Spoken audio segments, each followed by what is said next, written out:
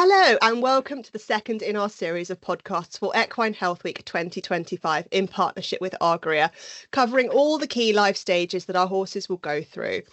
In yesterday's episode, we learned about breeding and the very start of a foal's life.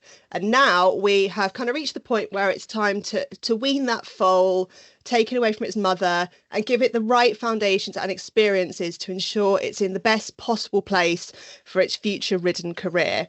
And to join me to talk about this is Brad Hill. He is the Clinical Associate Professor in Equine Clinical Practice at the University of Nottingham's School of Veterinary Medicine. Bit of a mouthful there, but I have got through it. Having previously worked in first opinion practice.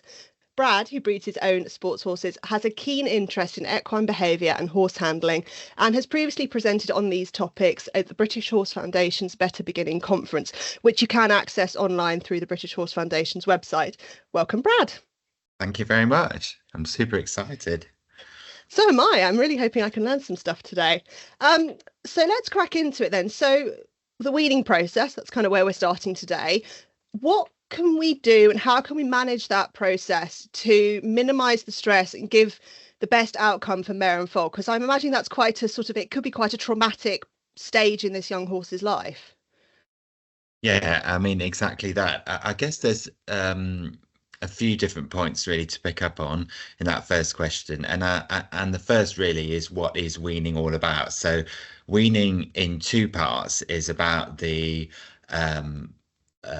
termination of suckling, so the foal is no longer going to suckle milk from the dam, but also separation physically from the mare. So it's kind of two parts. And if we look at the science and look at what horses do naturally, they do tend to do that at different ages. So foals will generally stop suckling, so drinking the milk, around 9 months. But they will maintain a close bond, or certainly be in the presence of the mare right up to 1.5, if not 2-3 years. So that's the kind of natural setting. So I suppose that's always the place where we've got to start. What do these horses actually, do in a natural environment? So building on that, I think we've got to then think about doing this in a way that we can try and replicate that, but within the kind of environment that we now keep them. And again, that will be very individual to certain breeders. So you might just have one mare and one foal, which probably isn't ideal because they're herd animals, or there might be a large stud where you're breeding multiple foals. But as I said, foals, if you kind of allow them to do it themselves, will stop suckling at 9 months and then probably start to kind of move away from mum 1.5 to 3 years. So it's a gradual process, and I think that's the big game changer that we've learned over the last few years. It's not a sudden separation, which is traditionally what we've always done.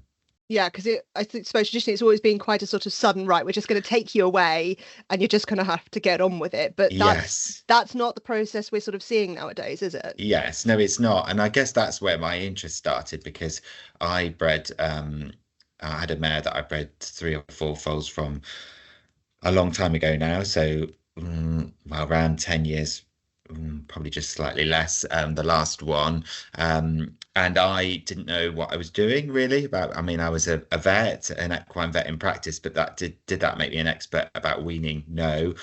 So I just did what everyone did, which was lock up the foal in a safe, confined box at around 5 months, and took the mare away and just waited for the foal to calm down, which took probably 2 to 3 weeks. And looking back on that, it was traumatic for the foal and traumatic for me, but I was very confident that that's what you were supposed to be doing. And I think because then I followed these horses, these foals, because they've been mine throughout their training, ridden careers, handling, I have seen the effects of that, and actually lifelong effects of that poor weaning practice. So that's what spurred my interest in the research looking at weaning, because I thought, I've done it badly, people need to know how to do it better. So how should we then be doing it? What's the Yeah, best way? so I guess going back to that point, which it's really up to what you've got. So if I was to do it all over again, I wouldn't have one mare and one foal. I think that's where we need to start, is that you really need to be teaming up in a herd, at least to have two or three mares that are foaling at a similar time. You ideally then want to be have a process where you can gradually wean them. I think if you want to do it at the earliest, probably 7 months is the earliest. And that difference between, say, 4 months and 7 months is massive in terms of their development. So 7 months is the earliest, 9 months is ideal. Make it gradual. So take the foal, take the group of foals and pop them in a separate paddock, and then allow them to maybe come back with the mums for a period of time, and then build up that separation period. And what you'll find is that they'll pretty much do it themselves. My only caveat to that is that if you've then got a group of foals around 9, 10 months that you've then weaned off and you've separated and they're in a little like nursery together, then they're not really going to learn social cues from elders. So it's a bit like Lord of the Flies. And I know big studs do this, and I've had lots of conversations with lots of really reputable breeders, and they have these big fields of youngsters at that age, and they all sort of go around like, happy teenagers and, growing into adulthood, but they're not learning social cues from older animals. And the research in other species, for example, elephants, is that really you want a multi-age group for these foals when they're weaned to learn from, because it's a bit like young children, isn't it? They've actually got similar brains at that stage, and they're very much in the moment. Toddlers are very much in the moment, and they say it takes a village to raise a family. Well, really, in foals, it should be a more multi-age group herd, and that helps in that. So yes, gradual process, no earlier than 7 months, ideally 9 months, and just literally just separate gradually rather than a sudden lock them in the box and just 3 weeks later or 2 weeks later then probably turn them out with an older horse, which is what I did. The long lasting effects of that are massive. And what are then some of those effects we might see down the Oh line? gosh, I mean, the research now is coming out, and I think that's what's most alarming. So we know from other species that if you abruptly wean, particularly looking at calves, then they are essentially not as great at problem solving. So we know that quite early on in calves. There's been some clinical trials set up where you abruptly wean calves, and then you put a group of calves together. So you kind of have the ones that basically go into a little pod on their own, and then you have the ones that are in a group. And the ones in a group, if you ask them to solve a little problem with some food, they can problem solve much better.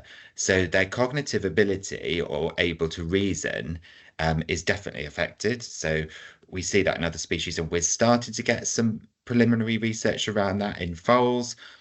Certainly their overall behavior. So we've known for a long time that stereotypic behavior, which is this repetitive behavior, which is an indicator of poor well-being and stress, so crib biting, wind sucking, etc., that is a lot more prevalent. And I know with my own, that's where his stereotypic behavior started.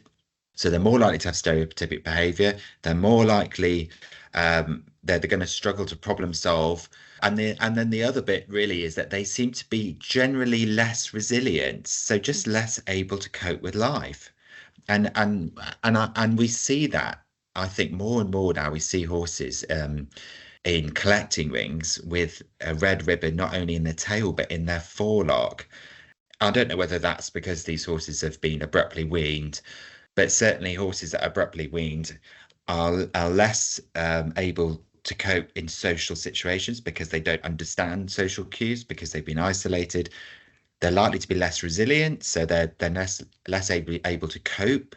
They're probably less able to learn and problem solve. So all in all, it can make a massive difference. And certainly with my horse that's now the one that is now competing, he's 10 or 11.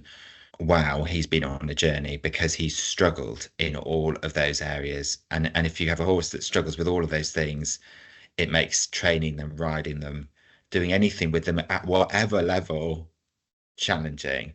And when I've delivered a talk at the BHF, the audience was left going, I want to know how my horse was weaned. I want to know what those early years looked like, because it sets them up for life. And that's the thing, is you know, with horses, a lot of the time we don't know that, because they come into our lives later on, and those early years are a complete mystery. I mean, Yeah, and I guess we held some focus groups looking at this, from those that worked within the charity sector. We're dealing with mare and foal pairs a lot, and their argument was, you know, when you go and buy a puppy, you immediately want to know the dam, the bitch, the environment, the setup. Now, we don't tend to go out and buy foals. Certainly, you know, the majority of horse owners wouldn't do that. But having some kind of idea of the chapters in that horse's life would be really interesting, because then you might just understand why he doesn't like being out on his own. You can't ride him in a collecting ring, you know, all these sort of things. And if you just looked back on that, it might just give you that information as to sort of what went wrong. So hopefully all of this is kind of evidence to make everyone listening think, gosh, if I'm going to go down the breeding route, the weaning, I need to really get right. it's like I said earlier, it's that first very big trauma, stressful event in that horse's life. And it's like with kids, if bad things happen with human children, Yes. you know, it very forms them and informs their life for quite a long time. Yeah. And it is the same with horses.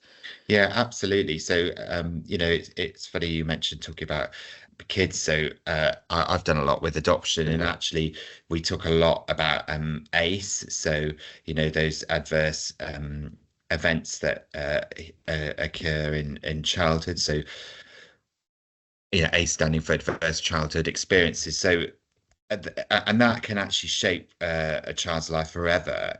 So the part of the whole adoption process is to break the cycle and actually provide a better start in life. So we're just catching up with horses. You know, we know this in human literature. We know I've done a fair amount of small animal practice as a vet, and I used to talk endlessly about socializing in puppies and getting it right at puppy parties and etc etc etc. And you know, people would say, oh, you know, my dog, I know we're digressing, but you know, dogs that don't like other people, dogs that don't like other dogs.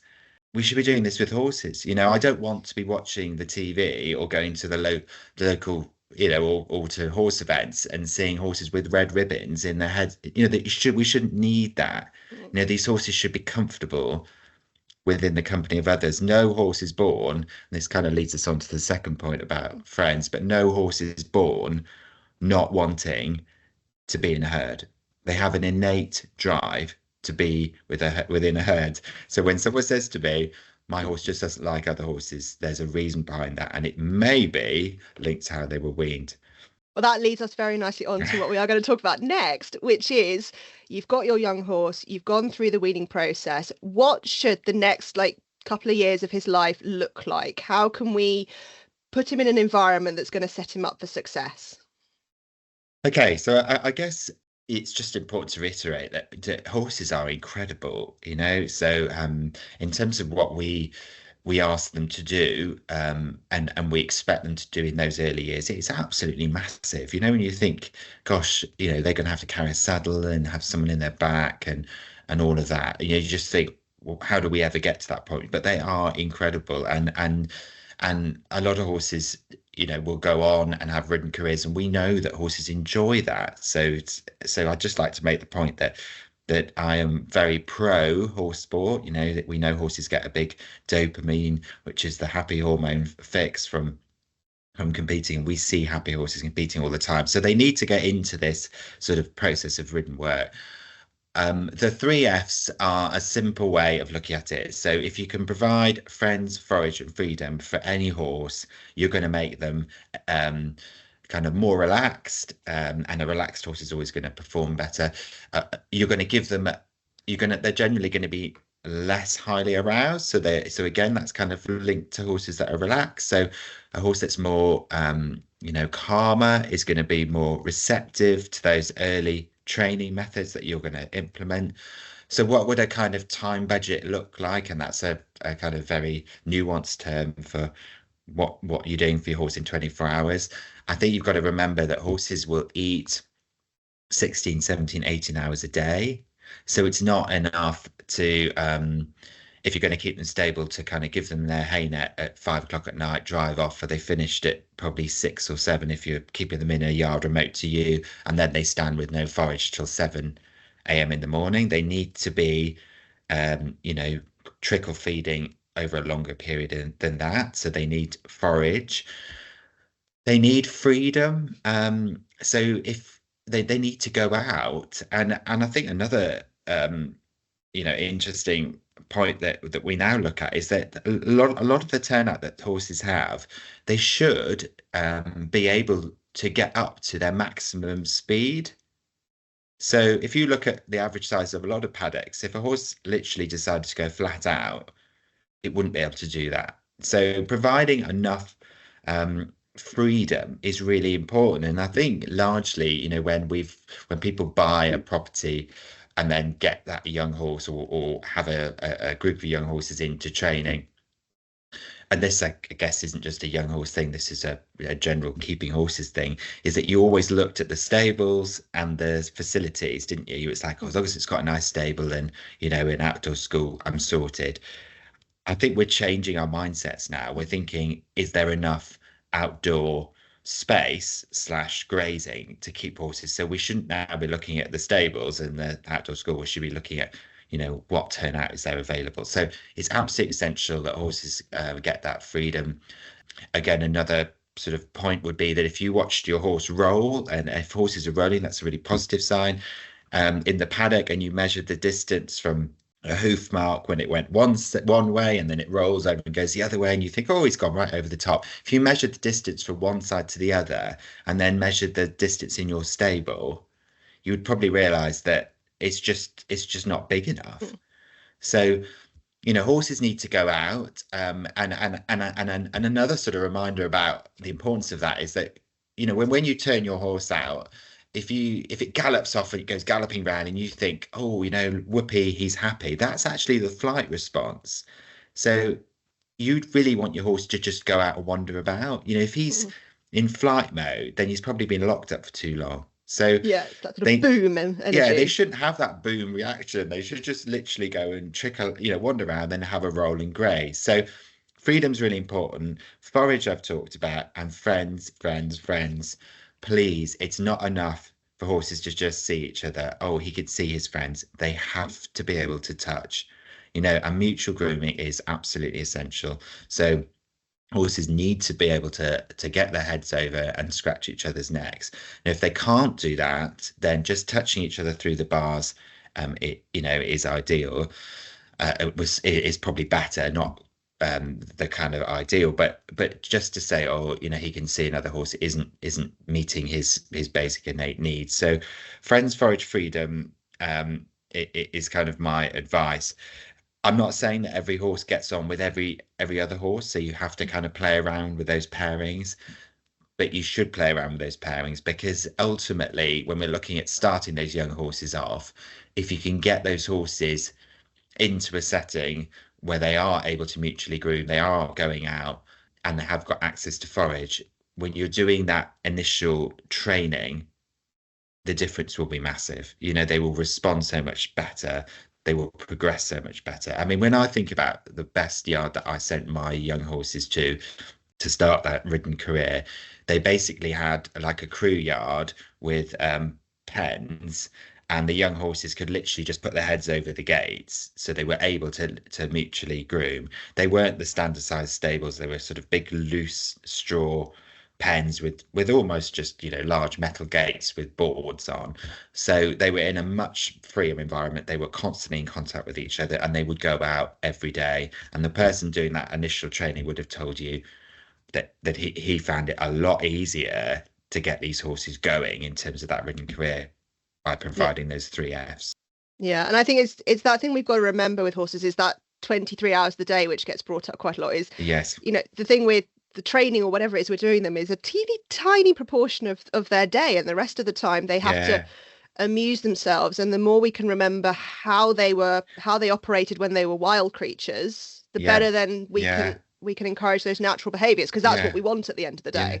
And then what's amazing, and this is where horses are incredible, and we get such a kick out of this, is that then when you ask them for that half an hour of you time where you're like, oh, now I just want you to do a little bit of ridden work or whatever, they are amazing, are they not? They just soak it up. They learn, they pick things up, and within weeks, you can literally get a horse from going, having never been ridden before, to doing, walk, trot, whatever, round a school. So the progress is massive if you can get the rest of, like you said, 23 hours right. Horses will be very adaptable and flexible.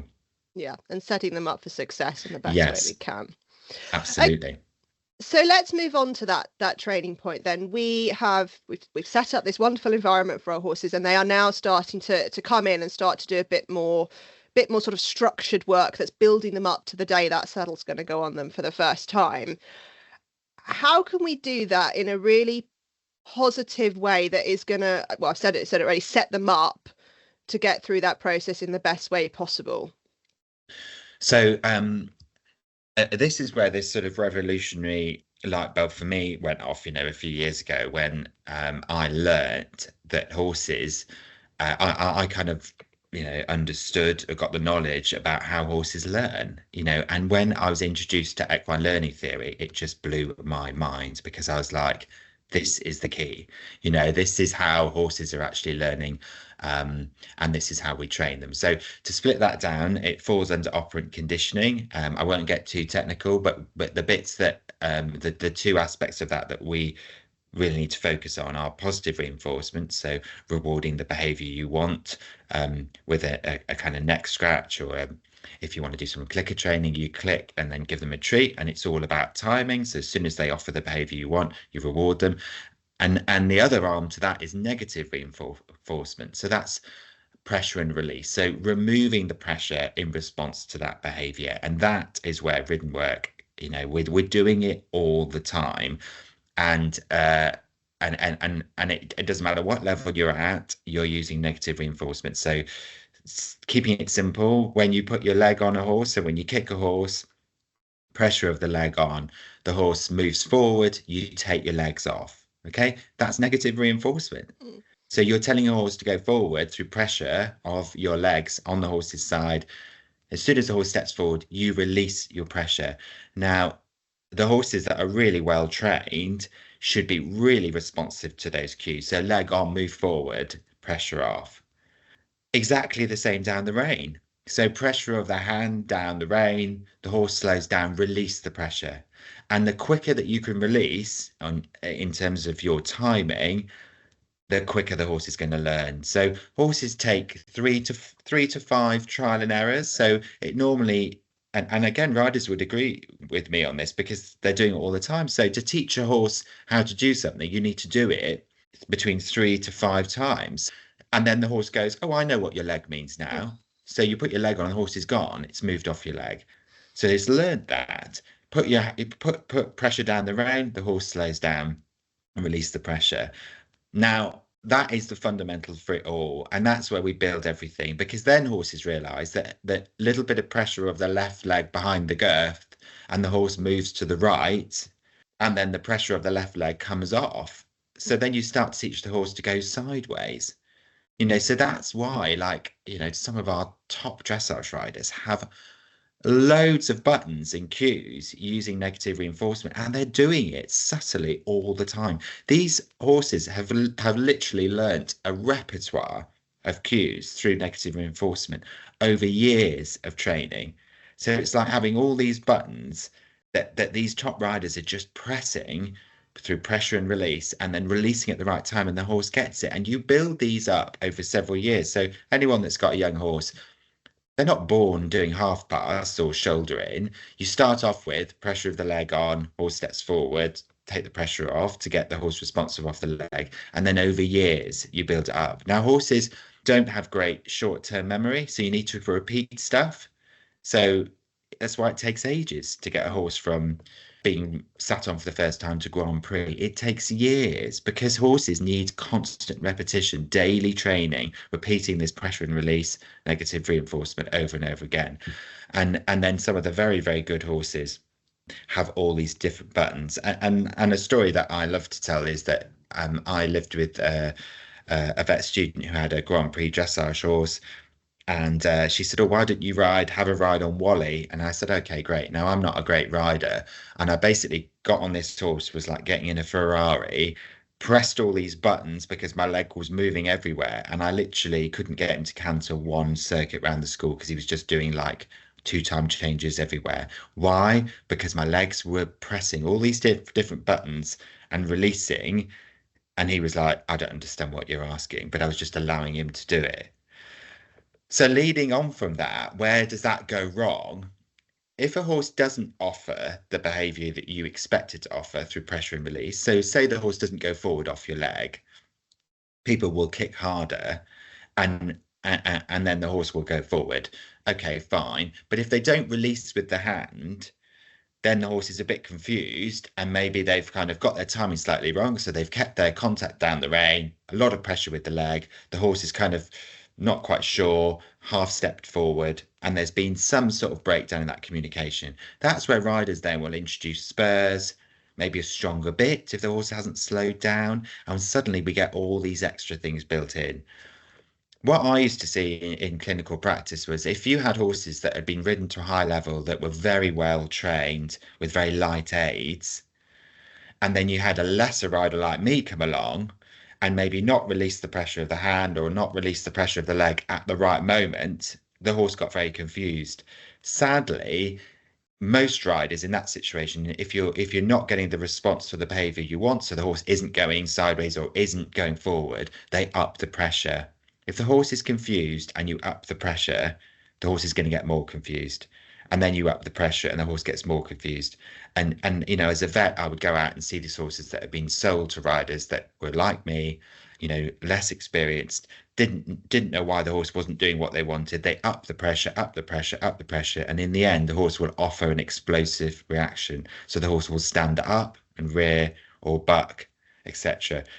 And then within months, these horses would be deemed, you know, unrideable, not safe, etc., etc. And that's simply because they don't understand. So if you get a horse that's doing something that you don't that you wouldn't expect, or it's not responding in the way you want it to do, go back a few steps. So we shape the behavior. So if it's not going backwards, if you've asked it to rein back and you're supposed to rein back, then you're asking it in a way that it doesn't understand. Go back a few steps so that it does understand, because that horse will be trained by that rider that's trained it for years and years and years. So when you come along and sit on it, it doesn't understand your cues and pressure release. So you need to go back and start at the beginning. And what I see a lot of riders doing is putting horses back in long reins. I'm a massive fan of long reins. I think that could be amazing. Get the horse back in long reins, you know, get that horse, you know, better on the contact with you, and get those cues built back in so the horse understands what you're asking. Because just because it's programmed to be ridden by someone for years and years and years, it doesn't mean that it'll understand your cues. And it all comes from pressure and release, negative reinforcement, get the timing right. And if I had to say anyone who gets this absolute spot on, it's Pippa and William Funnell, massive fans. Watch them do their demo at Burley, all about timing, repeat, repeat, repeat, pressure and release. No, I've probably gone on there way too much, but no, it's really interesting. And I have to, like, as a complete sort of going off on a tangent, I completely agree with you about the long reining, because I brought my horse as a yearling and I'm the only person who's ever sat on it. I've done everything with her, and she did so much long reining because that was the best way to get her brain and teach her those things. And when it came to then putting a saddle on her for the first time, she understood all of that pressure and release thing already. And literally, I took her for a hack the next day. Because you kind of have done half the work. You basically got breaks because they understand what you're doing and they understand the pressure of you behind, and they go forward, and then you put pressure down the rein and they stop. So you've immediately got stop and go. Exactly. And I think that, you know, I'm a massive fan of that. It's kind of low stress, long reining, and you could take them everywhere. You know, I used to long rein them everywhere, you know, expose them to all sorts of different things. So yes, it takes time, but wow, it set them up in the end.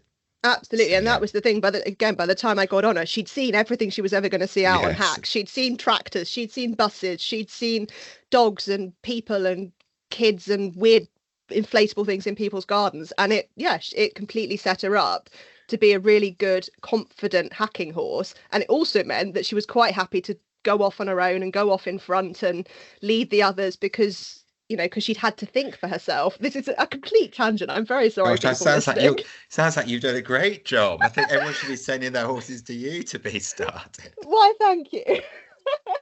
I just enjoy it. I find this so interesting, all this learning theory and young horses and all of that. The clicker training as well. I think that the things my horse will do with clicker training is quite amazing. Yeah, well, that's it. I mean, I just think horses are fascinating how much they learn.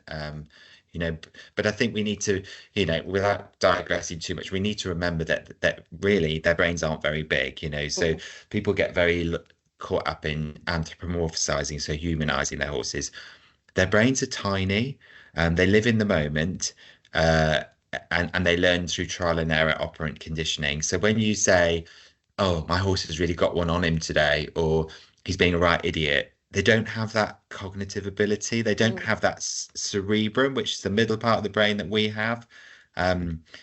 So that kind of language isn't helpful because you're putting unrealistic expectations on them simply because their brains aren't big enough. So, that's not how they learn. Learning theory is how they learn.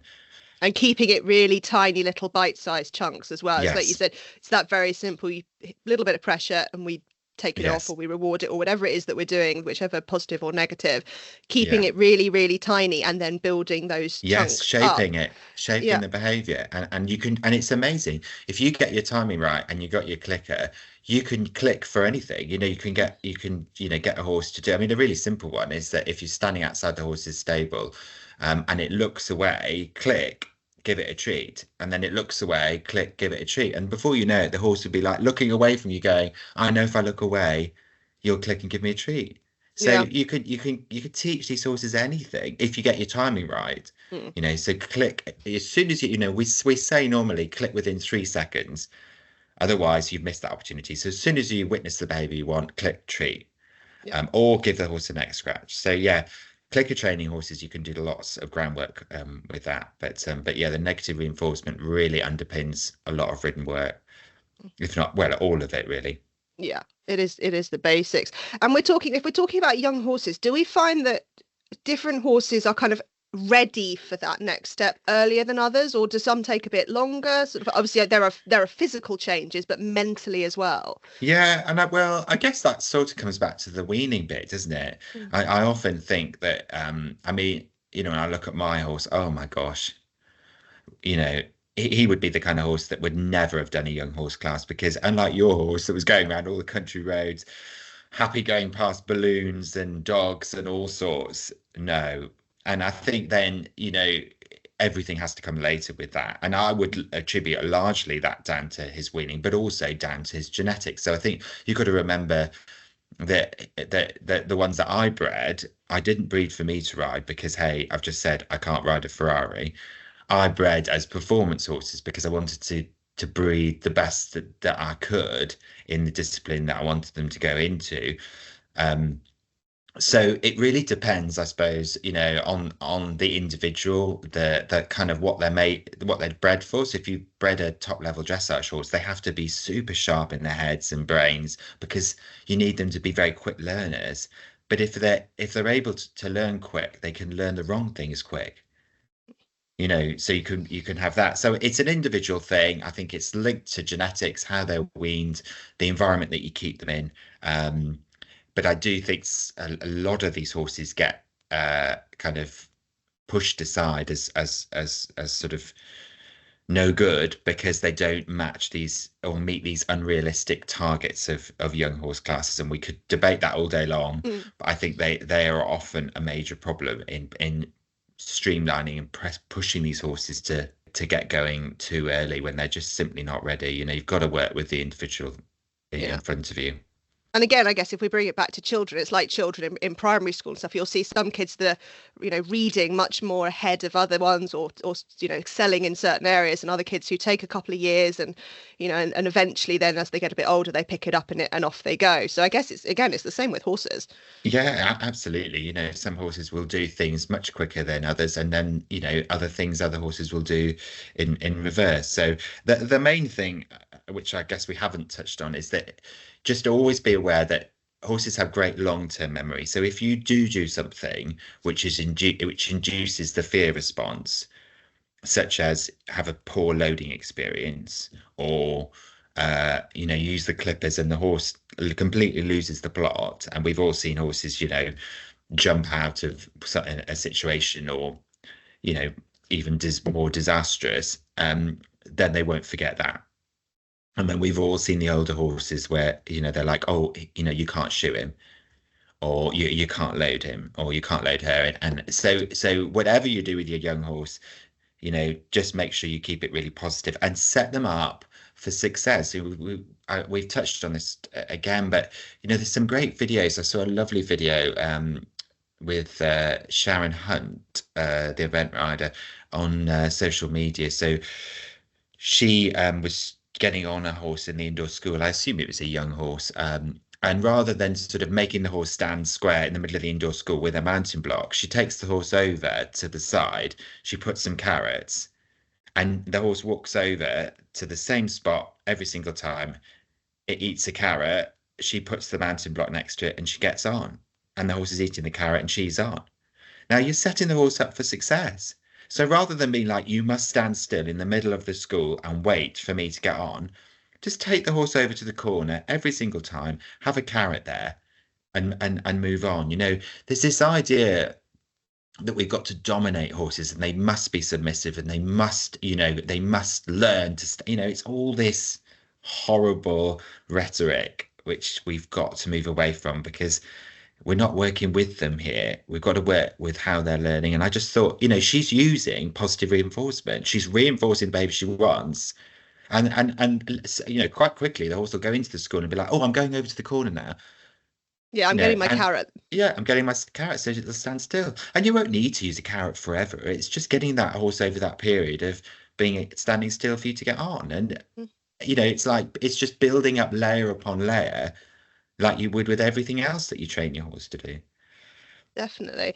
And I think as well, it's probably worth saying at this point, if people are, have got younger horses and are going through this process, it's probably worth as well, if you're having problems, is bringing in help if you need it, and finding a professional who can get you through that, or even a knowledgeable friend, but making sure that that person is working in a way that you agree with, and is going through these principles and working with the horse in the right way, so that we can hopefully avoid the big mistakes that might cause the problems down the line, like the horse that won't load, or the horse that won't shoe, or the horse that won't stand still for someone to get on it. Yeah, absolutely. Because if you get those bits wrong, and we talk about a lot now. I mean, we're not going to go on to talk about social license, because I know that was covered last year, but we talk a lot about accountability. Listen, I look back on my journey with horses, and I have done lots of things that I feel ashamed about, that I wouldn't share on this podcast because I'd be too embarrassed. So we are all on a bit of a journey with this. When I was riding young horses 20 years ago, I made some disastrous mistakes and had horses in a position where they didn't understand what I was asking. And horses will freeze. I don't know if anyone's ridden a horse which literally just stands still and refuses to move, because they're thinking, I don't understand what the leg is anymore. I don't understand what your hands down the rein are asking, and I don't know what to do anymore. So let's not ever put our horse into a position where they're having to fight, flight, or freeze. It's just not acceptable. If these horses have pushed to a point where I've seen a horse in a very poor loading situation lie down at the bottom of the ramp because it just did not know what to do. You need to go back and you need to explain, or you need to get that horse to start off with better at pressure and release off the head collar. So just get the horse. Horses should lead not by following you, but by pressure on forward, and they step forward and the pressure of the head collar is released. Pressure on backwards, they step backwards and the pressure is released. Negative reinforcement. Start there. and then move on from that. So yes, we're all on a bit of a journey. Make sure you align with someone that is aware of learning theory. There's loads of great resources. So the BHS, World Horse Welfare, lots of these sites now have got great pages all about learning theory and weaning, etc. So the resources are endless. And I think the biggest improvement I've seen is in the Pony Club manual. The Pony Club have a whole section on learning theory, which is massive. So yeah, people are aware of it. Yeah, definitely. It's a journey, but the resources are out there if people want them. And we're only going to improve. The more we do this, the more we'll find out, and we'll streamline the process even more. Yeah, So and then when we think about public perception, which everyone is under scrutiny of, if we can demonstrate that we are using methods which align to how horses learn, then doesn't that just sound so much better? The narrative. If we can demonstrate that we're using language that the horse understands because we're using learning theory, then that's brilliant, isn't it? Because we're talking their talk in our training methods. That I see so many different training methods now on, and there seems to be a big boom in lots of people going around and saying that they'll sort each other's horses out and all the rest of it. And a lot of it uses learning theory, but we need to be able to demonstrate that we are using learning theory, because then I think public perception of horses being ridden is going to improve massively, because we can evidence that we're using language that they understand. And I do think we need to justify a little bit what we're doing now, because for people that don't own horses, the idea of getting on a horse's back is alien.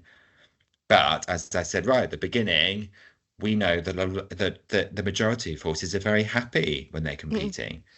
Certainly I've talked endlessly about my own horse that has done everything wrong as a young horse, but actually, does he love jumping? Absolutely. Does he get a dopamine fix from it? Absolutely. But to get him to that point has been massive, and that is the reason why I kind of come on these podcasts and talk about all this stuff, because you need to get it right. If you want a happy horse and a horse that's going to perform in whatever you want at whatever level, you need to get this stuff right. Definitely, this is the basics, and hopefully we've covered it, and we've gone through quite a lot of stuff here, but it has been really interesting, and hopefully it's got the people listening kind of thinking about how they're working with their own horses and how they can apply that, because obviously all of this stuff we've talked about it in a young horse lens a lot of today, but it does apply to horses at all ages, particularly this learning theory stuff. That there's no such thing as not teaching an old dog or old horse new tricks. Yes, yeah, absolutely. So if you've got a horse and you're thinking, gosh, I'll never sort this out, strip it right back and think, well, how can I set him up for success? How am I keeping him? Am I providing with the 3 Fs? Start there. If there's an obvious behavioral problem, and you've tried all of that, then always think about pain, thinking about something kind of bigger going on. But in terms of a kind of basic training ridden problem, think about learning theory, go back a few steps, and of course, you could kind of reshape that, and you can actually teach them, like you said, lots of different things, and improve them just by going back a few steps and getting them to understand exactly what it is you're asking. Fab. Well, thank you very much, Brad. This has been really, genuinely really interesting. I really enjoyed talking to you today. Thank you very much, everyone, for listening as well. If you, obviously, we mentioned at the start about the breeding podcast, you can find that exactly where you found this one. And we have got loads of other really great content with loads of really interesting experts coming up later this week. There will be podcasts daily on your chosen podcast platform. You can also find everything on the British Equestrian website, www.britishequestrian.org.uk. Thank you very much, Brad. Thank you. It's been brilliant. Thanks for having me.